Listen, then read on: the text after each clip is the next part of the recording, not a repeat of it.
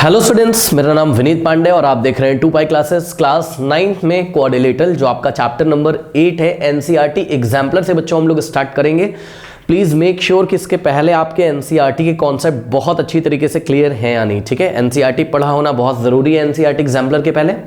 और अगर एनसीईआरटी आपने अगर अच्छे से नहीं भी पढ़ा है तो कोई प्रॉब्लम नहीं है, बिकॉज कोई भी चैप्टर मैं एनसीईआरटी एग्जाम्पलर से स्टार्ट करता हूँ तो अगर आपने हमारे वीडियोस देखे होंगे तो पूरा हर एक कॉन्सेप्ट को, हर एक रिजल्ट को मैं पहले यहाँ पे रिवाइज करता हूं। तो शुरू के 1 या 2 वीडियोस रिवीजन के होंगे जिसमें हम सारे कॉन्सेप्ट्स को कवर करेंगे। उसके बाद हम 8.1, 8.2, 8.3, 8.4 को जो कि एनसीईआरटी एग्जाम्पलर में गिवन है उसको सॉल्व करेंगे। करेक्ट। अब बहुत सारे बच्चे चैनल पे न्यू आए होंगे तो मैं आपको बता दूं कि क्लास 9th का आपको फिजिक्स, केमिस्ट्री एंड मैथमेटिक्स का बहुत ही क्वालिटी कंटेंट बच्चों इस चैनल पे मिल जाएगा। कहां मिलेगा? पिन कमेंट चेक करिए। पिन कमेंट क्या होता है? जो कमेंट सबसे ऊपर आ रहा है उसको पिन कमेंट बोलते हैं। रीड मोर पे क्लिक करिए, बहुत सारे लिंक्स बच्चों वहां पर ओपन होके आएंगे। हर एक चैप्टर का लिंक वहां पे आपको मिलेगा। अगर आपको किसी चैप्टर का लिंक नहीं मिलता है या आपको online live tuition classes join करनी है, 1-to-1 मेरे से पढ़ना है, आमने सामने बात करनी है, तो आप मुझे व्हाट्सअप कर सकते हो 7503644171 पे। इस नंबर पे व्हाट्सअप करिए बच्चों। तो जो भी चैप्टर का लिंक आपको नहीं मिल रहा है वो हम आपको यहाँ से सेंड कर देंगे। प्लीज कॉल मत करिएगा, ओनली व्हाट्सअप करिए जो भी आपकी क्वेरी हो। ओके, चलो बहुत बढ़िया। अब आइए बच्चों यहाँ पे स्टार्ट करते हैं आज की क्लास। बहुत ध्यान से कॉपी पेन ले लीजिए और नोट्स को बनाइएगा। वीडियो को बहुत ध्यान से देखिएगा। चलिए सबसे पहले main concepts and results. Okay, तो एक बार रिजल्ट्स को हम लोग रिवाइज कर लेते हैं। चलिए बच्चों, पॉइंट नंबर 1 देखिए, सभी बच्चों को ये बात पता होगी क्वाड्रिलेटरल क्या होता है। क्वाड्रिलेटरल एक 4 साइड्स से बाउंडेड क्लोज पॉलीगन होता है। ठीक है, तो इसका सिंपल सा हम कह सकते हैं, बहुत टेक्निकल डेफिनेशन तो नहीं, लेकिन आपको पता है क्वाड्रिलेटरल क्या होता है, जिसमें टोटल 4 साइड्स होंगे। ये इस तरीके से देखिए क्वाड्रिलेटरल है। ठीक है ना, ये भी देखिए क्वाड्रिलेटरल है, इसमें भी टोटल 4 साइड्स हैं। देखिए ए बी इसका फर्स्ट साइड है, ये पॉइंट सी है। ओके, तो BC इसका सेकंड साइड है, ये D है, CD इसका थर्ड साइड है और AD इसका फोर्थ साइड है। तो ये भी क्वाड्रिलेटरल है। ठीक है ना, तो एक क्लोज पॉलीगन जिसमें टोटल कितने साइड्स होते हैं? 4 साइड्स होते हैं, उसको हम क्या बोलते हैं? क्वाड्रिलेटरल बोलते हैं। ये देखिए, ये PQRS। ठीक है ना, तो ये क्वाड्रिलेटरल के एग्जाम्पल है। करेक्ट। इस टाइप के क्वाड्रिलेटरल आपको नहीं पढ़ने, इस टाइप के क्वाड्रिलेटरल आपको पढ़ने। करेक्ट। तो यहाँ पे देखिए, इसमें टोटल 4 वर्टिसेस होते हैं आपके। ठीक है, vertex P, vertex Q, vertex R, vertex S। Vertex क्या होते हैं? जहां पे 2 साइड्स आके मीट करते हैं। ठीक है ना, PQ और PS यहाँ पे आके मीट कर रहे हैं। देखिए पॉइंट P पे, इसी तरीके से पॉइंट Q पे PQ और RQ मीट कर रहे हैं, तो ये वर्टेक्स हो गया। इसी तरीके से S पे PS और RS मीट कर रहा है। इसी तरीके से पॉइंट R पे QR और SR मीट कर रहा है। अब क्या होता है, 2 ऑपोजिट वर्टेक्स को अगर आप ज्वाइन कर दोगे तो डायगोनल मिल जाएगा। सबको पता है, बहुत बेसिक है। ठीक है, P को R से ज्वाइन करिए तो PR इसका फर्स्ट डायगोनल है, और Q को S से ज्वाइन करिए तो QS इसका सेकंड डायगोनल है। ठीक है ना। ओके, तो ये क्वाड्रिलेटरल का एक एग्जांपल हमने आपको दिया।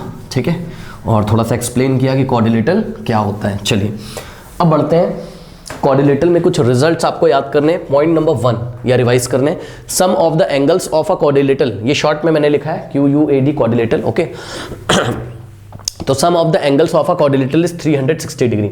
किसी भी क्वाड्रिलेटरल में टोटल 4 एंगल्स बनते हैं और 4 एंगल्स का सम क्या होता है? 360। सभी बच्चों को पता है। ठीक है ना, तो मान लीजिए आपके पास ये इस तरीके से क्वाड्रिलेटरल दिया हुआ है, क्वाड्रिलेटरल ABCD। तो इसमें आपको देखिए ये एंगल A, ये एंगल B, ये एंगल C और ये एंगल D दिख रहा है। करेक्ट। तो चारों का सम कितना होगा? 360 डिग्री, यानी कि एंगल A और प्लस एंगल B और प्लस एंगल C और plus angle D is equals to 360 degree. ये इसकी फर्स्ट प्रॉपर्टी है। करेक्ट स्टूडेंट्स, तो ये फर्स्ट रिजल्ट बोल सकते हो आप या प्रॉपर्टी बोल सकते हो, कोई दिक्कत नहीं है। ठीक है, सभी बच्चों को पता है, बहुत इजी है। नेक्स्ट पॉइंट कह रहा है, अ diagonal of a parallelogram divides it into 2 congruent triangles. Okay student, अब आपको पता है, जैसा कि हमने एनसीईआरटी में पढ़ा है, करेक्ट, क्वाड्रिलेटरल भी डिफरेंट टाइप्स के होते हैं, जैसे कि पैरेललोग्राम भी एक क्वाड्रिलेटरल है। ठीक है, ट्रेपेजियम भी एक क्वाड्रिलेटरल है, काइट भी एक क्वाड्रिलेटरल है, रेक्टेंगल भी एक क्वाड्रिलेटरल है। मतलब जितने भी आपको फिगर दिखेंगे जिसमें टोटल 4 साइड्स होती हैं वो क्वाड्रिलेटरल होता है। तो आपको पता है पैरेललोग्राम भी एक क्वाड्रिलेटरल है। तो पैरेललोग्राम में आपको क्या बोल रहा है? एक रिजल्ट दे रहा है कि diagonals of a parallelogram divides it into 2 congruent triangles. मतलब समझो, ये देखिए एक पैरेललोग्राम है। करेक्ट, ये देखिए इस तरीके से। ठीक है, let us say we have a parallelogram ABCD। Correct. अब सभी बच्चों को पता है कि पैरेललोग्राम में जो ऑपोजिट साइड्स होती हैं वो पैरेलल होती हैं। ठीक है ना, पैरेललोग्राम में जो ऑपोजिट साइड्स होती हैं वो क्या होती हैं? पैरेलल होती हैं। इसका मतलब ये देखिए बहुत इजी है। इसका मतलब ये AB पैरेलल CD के। करेक्ट, तो यहाँ पे आप क्लियरली देख सकते हो A B parallel C D के, और इसी तरीके से ए डी जो है वो बी सी के पैरेलल है, करेक्ट। जो ऑपोजिट साइड्स होती हैं वो पैरेलल होती हैं, A B parallel C D and A D parallel B C, correct. So A D parallel हो गया आपका बी सी, ये सभी बच्चों को पता है। अब कह रहा है कि अगर हम पैरेललोग्राम में आर डायगोनल मतलब एक डायगोनल ड्रॉ करें तो वो उसको 2 कॉन्ग्रुएंट ट्रायंगल्स में डिवाइड कर देगा, ठीक है ना।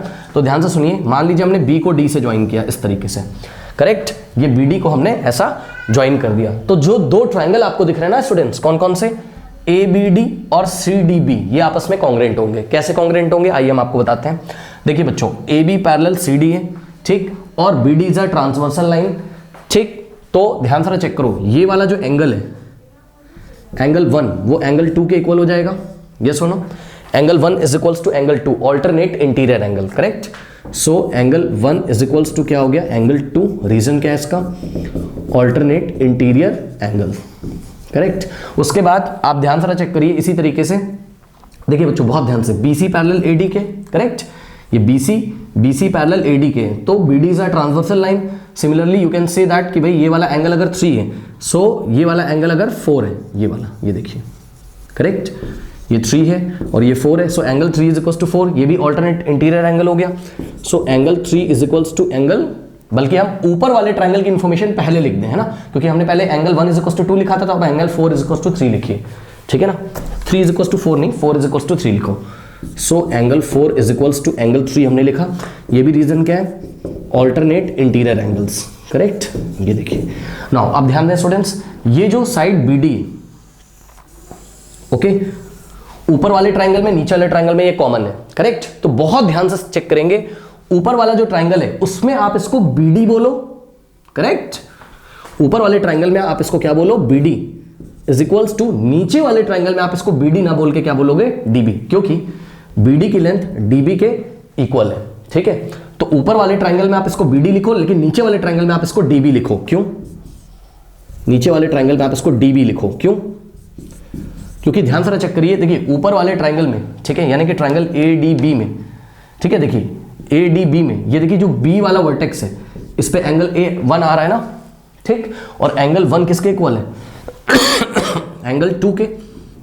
तो नीचे वाले ट्रायंगल में वर्टेक्स डी पे एंगल 2 आ रहा है, करस्पॉन्डेंसी चेक करेंगे जैसे कि कॉन्ग्रुएंसी में हम चेक करते थे, करेक्ट। तो ध्यान से चेक करो, ऊपर वाले ट्रायंगल में भाई चेक करो ना, ये बी डी के 2 एंड्स हैं, एक बी है एक डी है, तो ऊपर वाले ट्रायंगल में बी वाले एंड पे एंगल 1 है और नीचे वाले ट्रायंगल में डी वाले एंड पे एंगल 2 है और एंगल 1 2 के इक्वल है। इसका मतलब ऊपर वाले ट्रायंगल का जो पॉइंट बी है वो नीचे वाले ट्रायंगल के पॉइंट डी के क्या है, करस्पॉन्ड है, करेक्ट। तो ये ट्रिक लगाते हुए हमने बोला कि भाई B D is equal to D B लिखना है, करेक्ट। अब आप चेक कर लो, ये वाला एंगल इसके इक्वल, फिर B D is equal to क्या हो गया, डी बी, उसके बाद ये वाला एंगल इसके इक्वल हो गया। सो एंगल साइड एंगल, इसमें भी देखिए एंगल साइड एंगल से दोनों ट्रायंगल क्या हो गए, कॉन्ग्रुएंट हो गए, करेक्ट। तो हम बोल सकते हैं क्या, by angle side angle congruency rule, triangle A B D is congruent to what, triangle. अब देखो यहां पे बोला है ए बी डी, तो नीचे क्या बोलना पड़ेगा, C D B, correct, triangle C D B, ये याद रखिएगा। ए बी डी बोला है तो ऐसे आप सी बी डी नहीं बोलोगे, क्या बोलोगे, सी डी बी, क्यों, क्योंकि पॉइंट बी किसके करस्पॉन्ड है, डी के। तो चेक कर लो बी की पोजीशन कौन लेगा, डी, करेक्ट।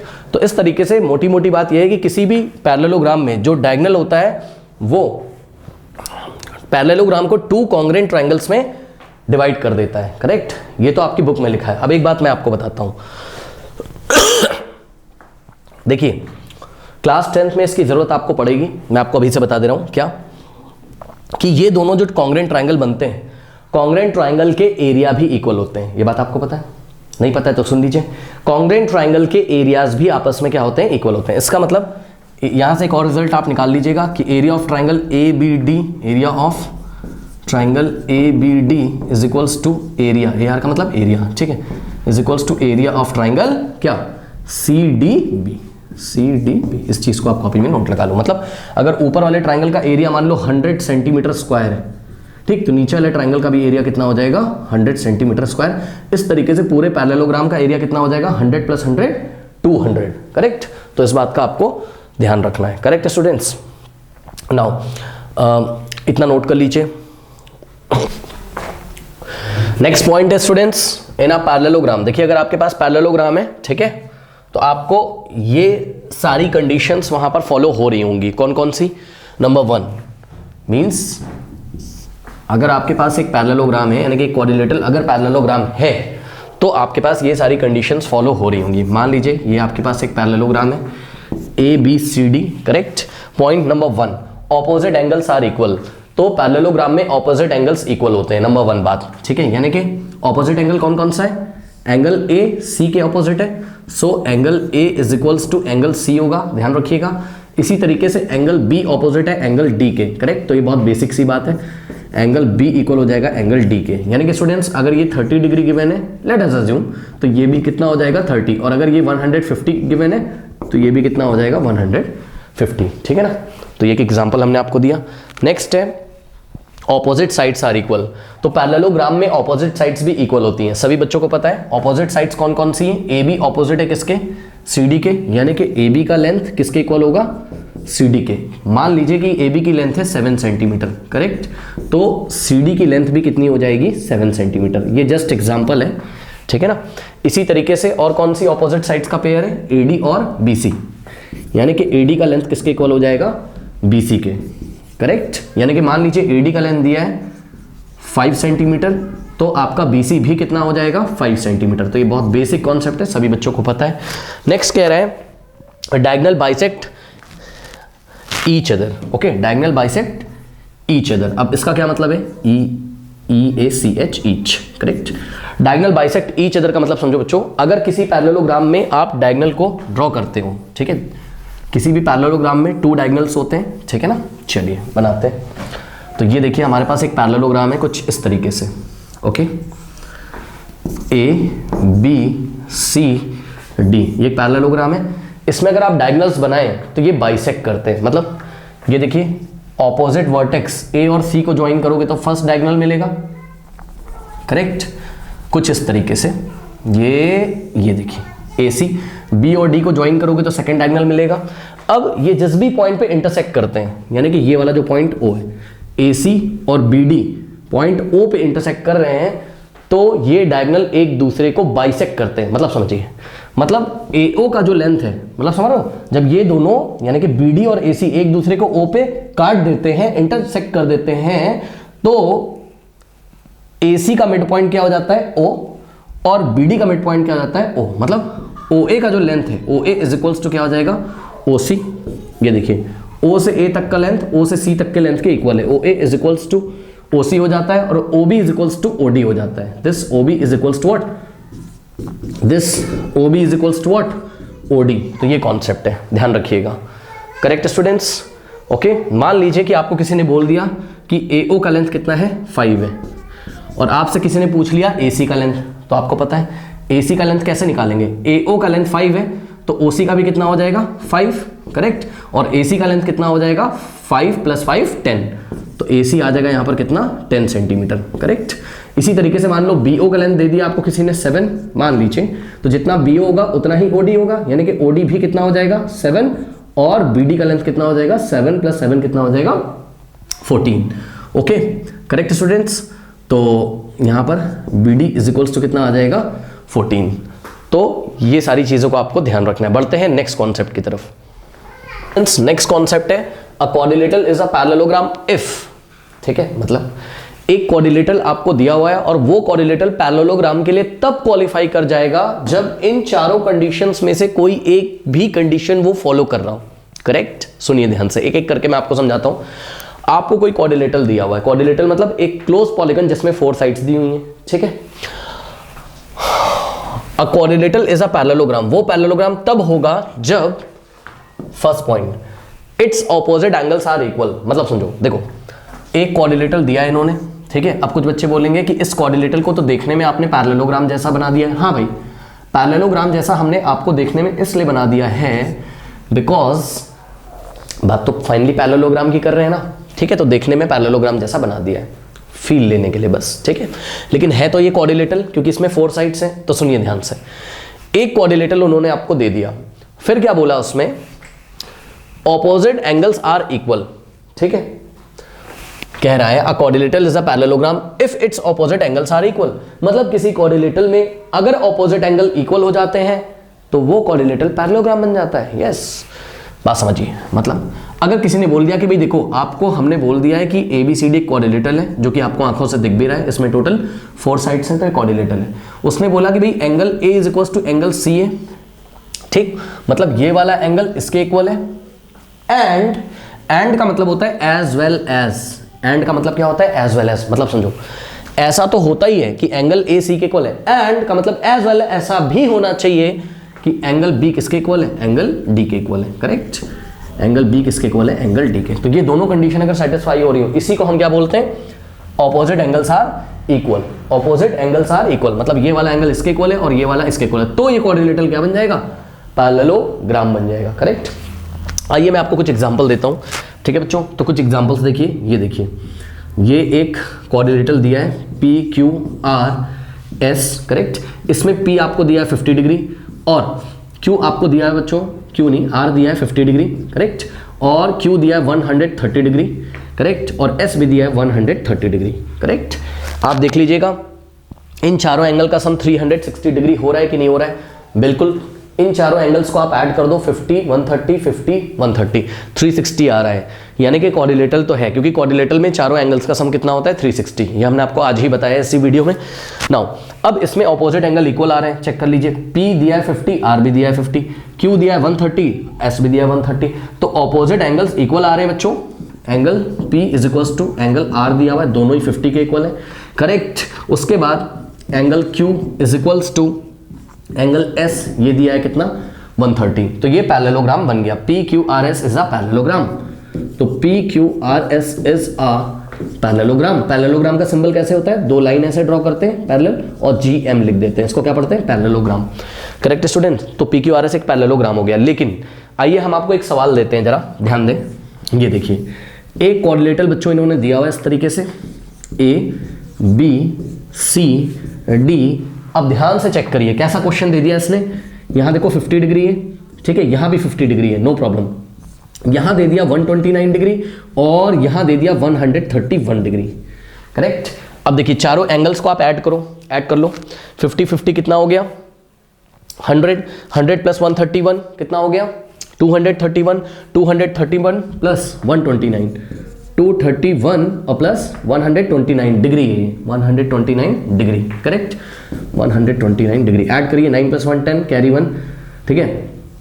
3 प्लस 1 4 4 प्लस 2 6 और 2 प्लस 1 3। ये देखिए चारों एंगल का सम 360 है, यानी कि क्वाड्रिलेटरल तो है ये, लेकिन ये पैरेललोग्राम नहीं है। क्यों?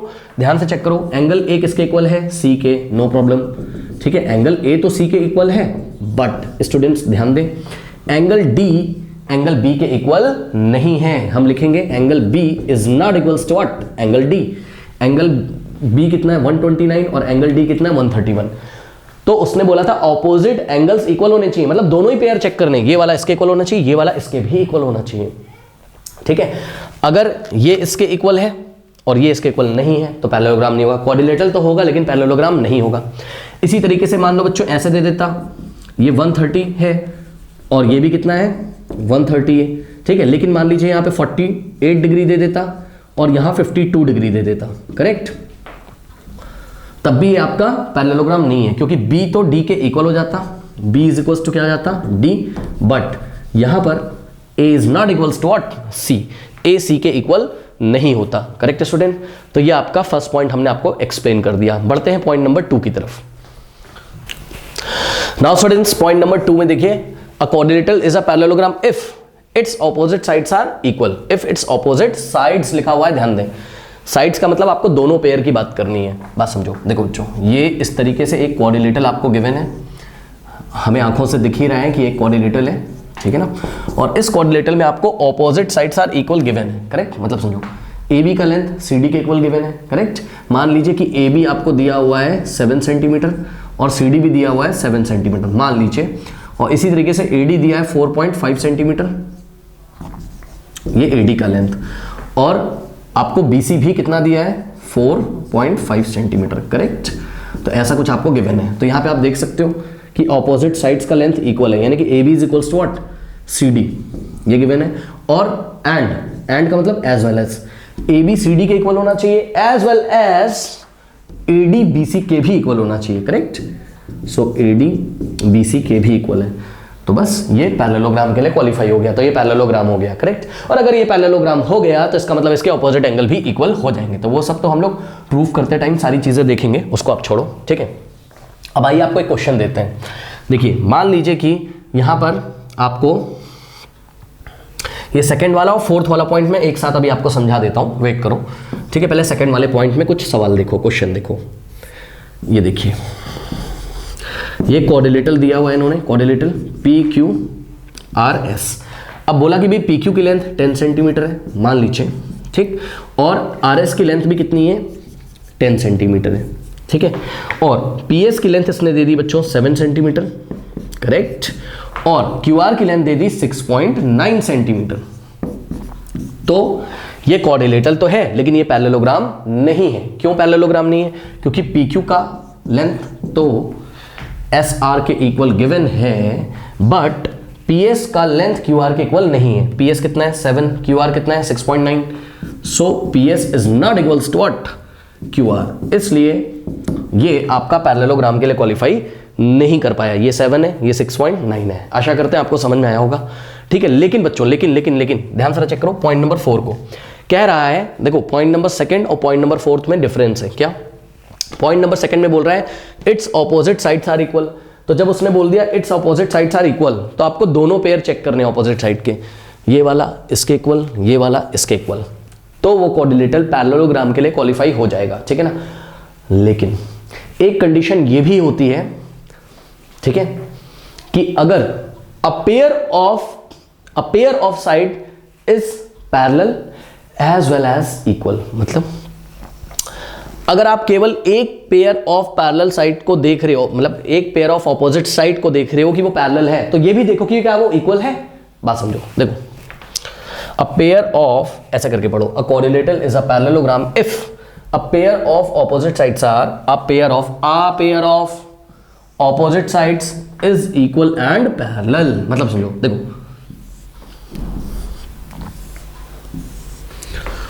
देखिए M, चलो इसका नाम रख लेते हैं M N L Q, ये कोऑर्डिनेटर गिवन है, ठीक है ना। अब इसमें Mn की लेंथ है 10 सेंटीमीटर मान लो, ठीक, और QL की लेंथ भी कितनी है 10 सेंटीमीटर, ठीक है बच्चों।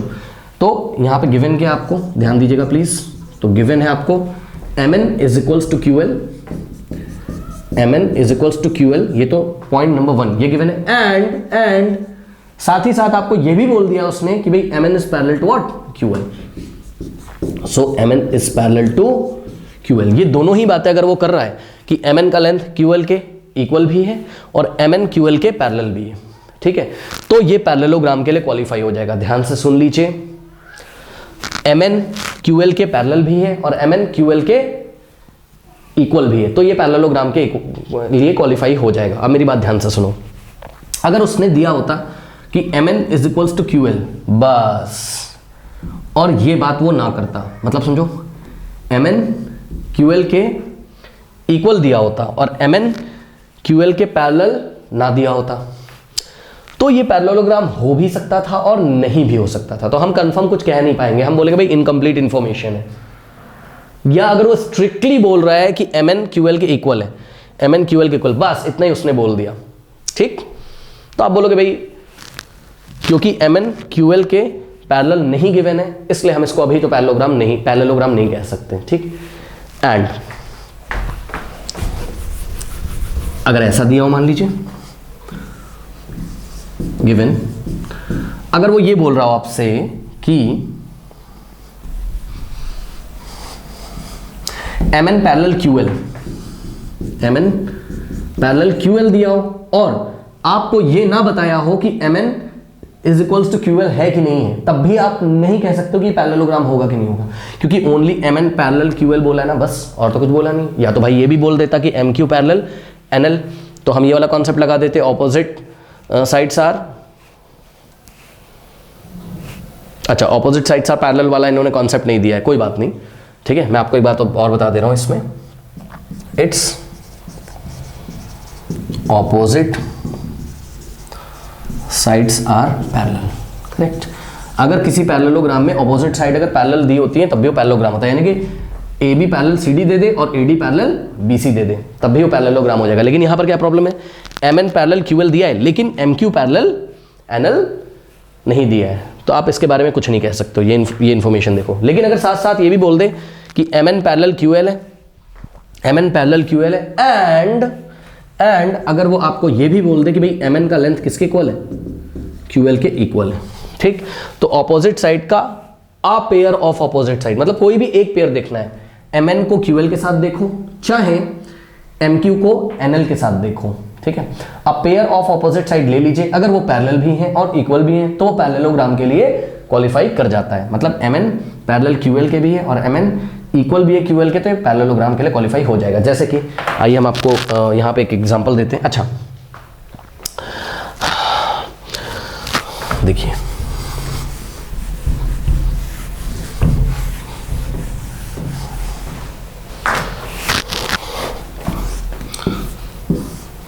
ये देखिए, मान लीजिए कि पी क्यू आर एस एक कोऑर्डिनेटर आपको गिवन है, करेक्ट। अब इसमें दे दिया उसने कि भाई पी एस क्यू आर के पैरेलल है, P S parallel Q R, ये पहली बात उसने दे दी आपको, ठीक। और दूसरी बात आपको ये बोली कि भाई देखो पी एस क्यू आर के पैरेलल भी है और उसने बोला कि भाई पी एस का लेंथ है मान लो 5 सेंटीमीटर और क्यू आर भी कितना है 5 है। तो आप क्लियरली देख सकते हो कि पी एस क्यू आर के पैरेलल तो है ही है, साथ में पी एस क्यू आर के इक्वल भी है। So P S Q R के इक्वल भी है, तो opposite a pair of opposite side, आ का मतलब one pair of opposite side is equal and parallel, hence this coordinator is a parallelogram, correct. तो आशा करते हैं आपको ये बात समझ में आई होगी। नाउ अब हम बढ़ते हैं पॉइंट नंबर 3 की तरफ। कह रहा है कि अ coordinator is a parallelogram if its diagonal bisect each other. अब इसका क्या मतलब है, its diagonal bisect each other, मतलब समझो, देखो अभी अभी हमने आपको इसी वीडियो में पढ़ाया है क्या, कि किसी पैरेललोग्राम के जो डायगोनल होते हैं वो बाइसेक्ट करते हैं, पैरेललोग्राम के जो डायगोनल होते हैं वो बाइसेक्ट करते हैं, करेक्ट। यानी कि AC को ज्वाइन किया और ये पैरेललोग्राम है ना, हाँ, AC को ज्वाइन किया, BD को ज्वाइन किया, ये वाला पॉइंट O है। सो AO इज इक्वल्स टू क्या है, अगर OC है, और OB इज इक्वल्स टू क्या है, OD है। यही होता है, पैरेललोग्राम के डायगोनल बाइसेक्ट करते हैं एंड वाइस वर्सा। मतलब समझो, अगर किसी कोऑर्डिनेटर में डायगोनल बाइसेक्ट कर रहे होते हैं तो पक्का वो क्या होता है, पैरेललोग्राम, ठीक है। अगर किसी कोऑर्डिनेटर में डायगोनल बाइसेक्ट कर रहे होते हैं तो पक्का वो कोऑर्डिनेटर क्या होता है, पैरेललोग्राम होता है, ठीक है ना। एग्जांपल देखिए, यही लिखा है, कह रहा है अ coordinator is a parallelogram if its diagonal bisect each other. मतलब समझो, देखो एक क्वेश्चन हमको दिया हुआ है, मान लीजिए M N L Q, ठीक। सो इन्होंने ML को ज्वाइन किया और इन्होंने इस तरीके से NQ को ज्वाइन किया और ये दोनों कहाँ पे इंटरसेक्ट कर रहे हैं, पॉइंट O पे। अब ये हमको बोल रहा है कि M से लेके O तक इसकी लेंथ है कितनी, 5, ठीक। L से O तक इसकी भी लेंथ कितनी है, 5, ठीक। इसी तरीके से N से O तक NO की लेंथ है 7 मान लीजिए, ठीक है। और QO की लेंथ भी इसने हमको कितनी दे दी, 7। तो आप देख लो डायगोनल बाइसेक्ट कर रहे हैं। O is the mid point of ML and O is the mid point of NQ। इसका मतलब क्या है, NQ और ML बाइसेक्ट कर रहे हैं। NQ और ML जो कि इस कोऑर्डिनेटर के डायगोनल है वो पॉइंट O पे क्या कर रहे हैं, बाइसेक्ट कर रहे हैं, इसलिए ये क्या हो जाएगा, parallelogram. So M N L Q is a parallelogram, correct. तो इस बात का आपको ध्यान रखना है। अब जरूरी नहीं कि नंबर आपको मिले, प्रूफ करते टाइम हमें ऐसा भी कुछ मिल सकता है। ये देखिए PQRS है हमारे पास, ठीक। PR को ज्वाइन किया और QS को ज्वाइन किया, ये वाला पॉइंट क्या है, O है, करेक्ट।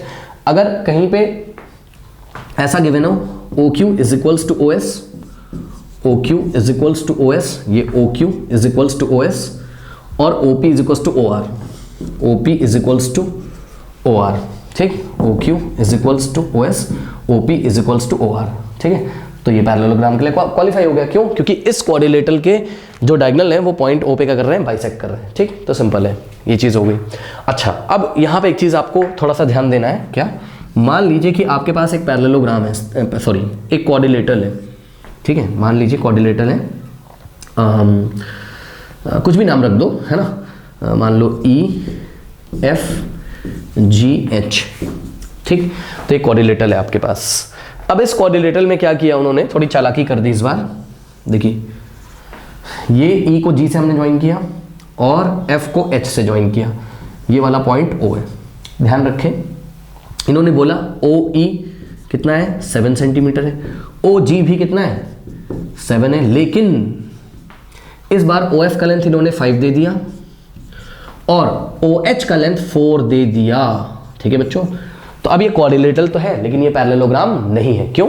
क्योंकि OE is equals to OG है, OE is equals to OG है, बट OF 5 है और OH कितना है 4 है। So OF is not equals to what OH, OF is not equals to what OH। बात समझो, तो डायगोनल बाइसेक्ट नहीं कर रहे हैं, नो नो नो नो भाई, ये दोनों O पे इंटरसेक्ट कर रहे हैं, ये वाला तो बाइसेक्टेड हो जाता है बट ये वाला बाइसेक्टेड नहीं हो पाता है, इसलिए क्वाड्रिलेटरल तो है, EFGH क्वाड्रिलेटरल तो है बट ये पैरेललोग्राम नहीं है, करेक्ट। तो आशा करते हैं आपको ये 4 के 4 पॉइंट्स समझ में आए होंगे। इसको कॉपी में नोट कर लीजिए और इसको आप अच्छी तरीके से लर्न कर लीजिए। ओके, बढ़ते हैं नेक्स्ट कॉन्सेप्ट की तरफ। नाउ स्टूडेंट्स, नेक्स्ट जो पॉइंट है वो रेक्टेंगल के बारे में बताया गया है। देखो रेक्टेंगल में सभी बच्चों को पता है कि रेक्टेंगल एक पैरेललोग्राम होता है ना, रेक्टेंगल भी एक क्या होता है पैरेललोग्राम। सो ये देखिए एक रेक्टेंगल है इस तरीके से, करेक्ट।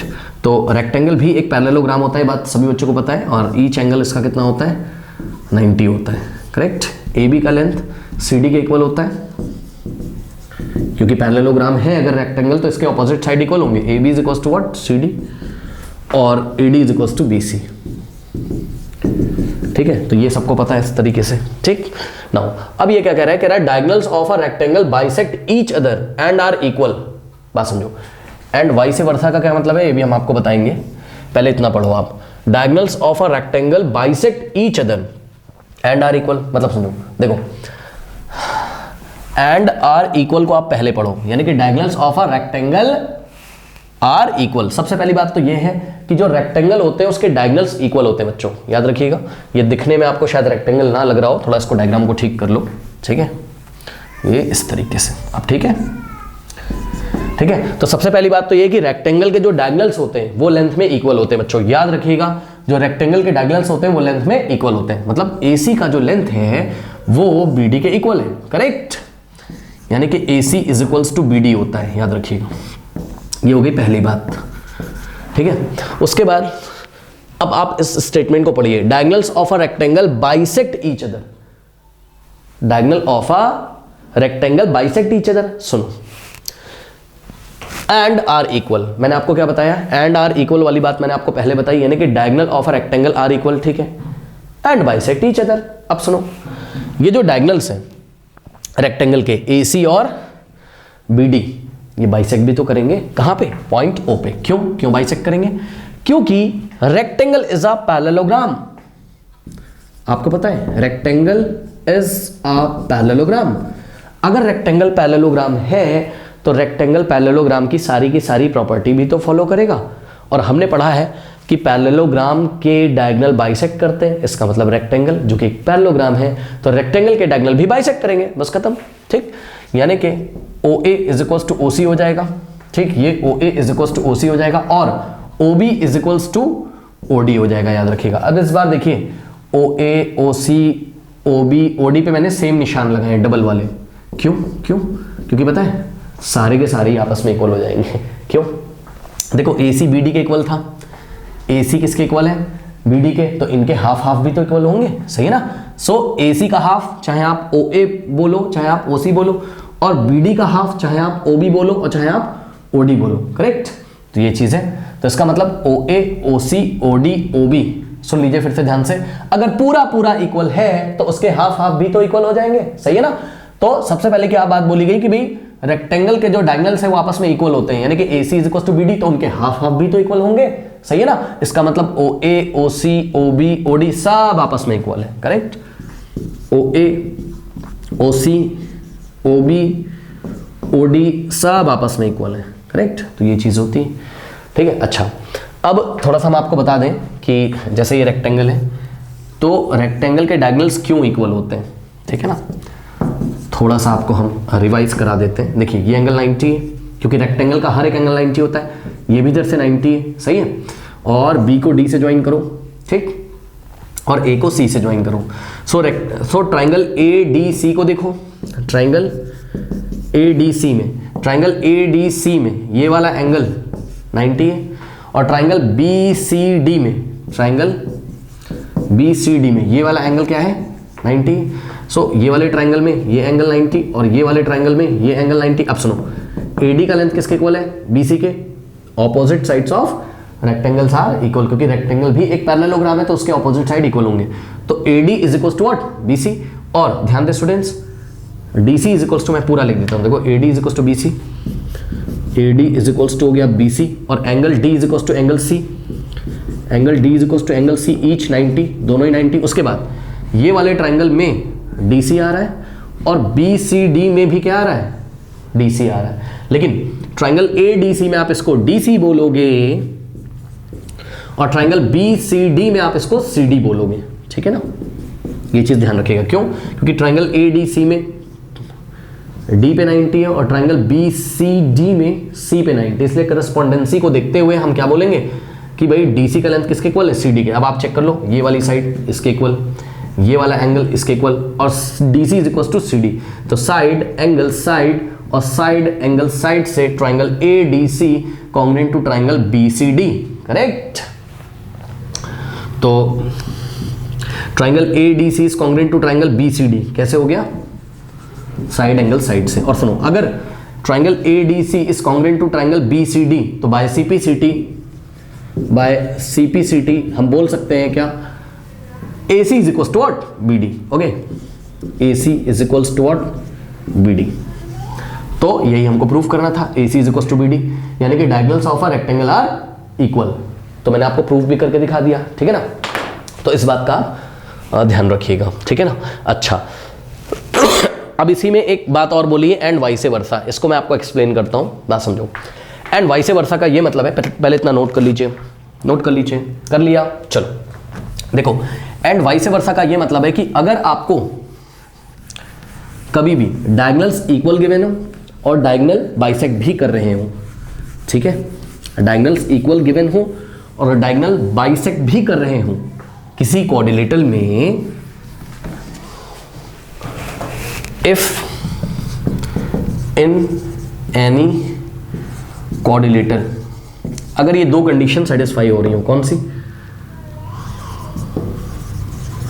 डायगोनल्स आर इक्वल, ये फर्स्ट कंडीशन फॉलो हो रही हो, एंड का मतलब एज वेल एज ये सेकंड कंडीशन भी फॉलो हो रही हो, diagonals are equal and diagonals bisect each other, correct. तो ये जो क्वाड्रिलेटरल होता है ये क्या हो जाता है, parallelogram. Then the given quadrilateral is a rectangle, correct. तो पहले आपने पढ़ा रेक्टेंगल के डायगोनल इक्वल होते हैं, बाइसेक्ट करते हैं, ठीक है ना। यानी कि किसी क्वाड्रिलेटरल में अगर डायगोनल इक्वल भी होते हो और बाइसेक्ट भी करते हो तो वो जो क्वाड्रिलेटरल होता है वो रेक्टेंगल के लिए क्वालिफाई कर जाएगा। बात समझो, देखो एक क्वेश्चन दे दिया उसने आपको, क्वेश्चन नहीं मतलब एक कुछ कंडीशंस दे दी। ये देखिए, ये एक क्वाड्रिलेटरल है, correct, PQRS, PQRS is a quadrilateral. अभी ये रेक्टेंगल नहीं है, आपको बताना है कि रेक्टेंगल होगा कि नहीं होगा, ठीक। गिवन क्या क्या है, PR का लेंथ किसके इक्वल है, QS के, नंबर वन बात, PR is equals to QS, ये गिवन है।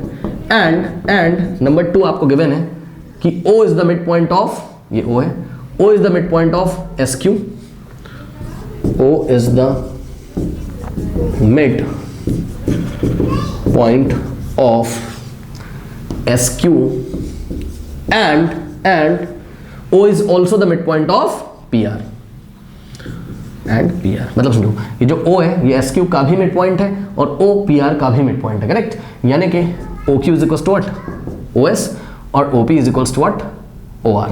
ऐसा क्वेश्चन में गिवन है, यानी कि डायगोनल इक्वल भी है और बाइसेक्ट भी कर रहे हैं, करेक्ट। तो इसका मतलब क्या है, ये दोनों कंडीशन दे दी उसने, तो हम बोल सकते हैं hence PQRS is a is a rectangle. इस बात को आप ध्यान रखिएगा। Correct student? यानी कि अगर किसी अगर हमारे पास एक रेक्टेंगल है तो उसके डायगोनल इक्वल भी होंगे, बाइसेक्ट भी करेंगे, एंड वाइस वर्सा। मतलब अगर किसी क्वाड्रिलेटरल में डायगोनल इक्वल गिवन है और बाइसेक्ट भी कर रहे हैं, ऐसा दोनों कंडीशन दे दिया, तो पक्का वो क्वाड्रिलेटरल क्या होगा? रेक्टेंगल के लिए क्वालिफाई कर जाएगा। करेक्ट? नोट कर लीजिए। बढ़ते हैं नेक्स्ट पॉइंट की तरफ।